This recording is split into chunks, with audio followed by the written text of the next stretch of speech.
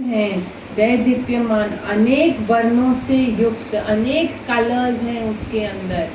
जितने भी सृष्टि के रंग हैं वो सब पार ब्रह्म के अंदर से प्रकट हैं।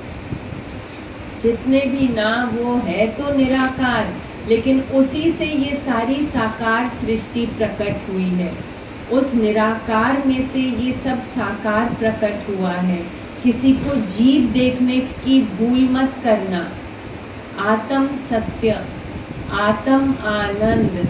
और अनु आई है, उसके हस्बैंड हॉस्पिटल में है, उसने बोला है कि जाप कर लेना, तो हम 11 बार मृत्युंजय का जाप करेंगे, ठीक है। ओम त्र्यंबकं यजामहे सुगंधिं पुष्टिवर्धनम् उर्वारुकमिव बन्धनान् मृत्योर्मोक्षीयमामृतात्। ओम नमः शिवाय शिवाय नमः।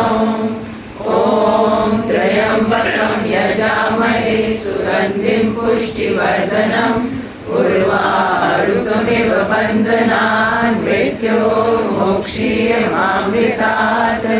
ओम नमः शिवाय शिवाय नमः। ओम त्र्यंबकं यजामहे सुगंधिं पुष्टिवर्धनम् उर्वारुकमिव बन्धनान् मृत्योर्मोक्षीयमामृतात्। ओम नमः शिवाय शिवाय नमः। ओम त्र्यंबकं यजामहे सुगंधिं पुष्टिवर्धनम् उर्वारुकमिव बन्धनान् मृत्योर्मोक्षीयमामृतात्। ओम नमः शिवाय शिवाय नमः। ओम त्र्यंबकं यजामहे सुगंधिं पुष्टिवर्धनम् उर्वारुकमिव बन्धनान् मृत्योर्मोक्षीयमामृतात्।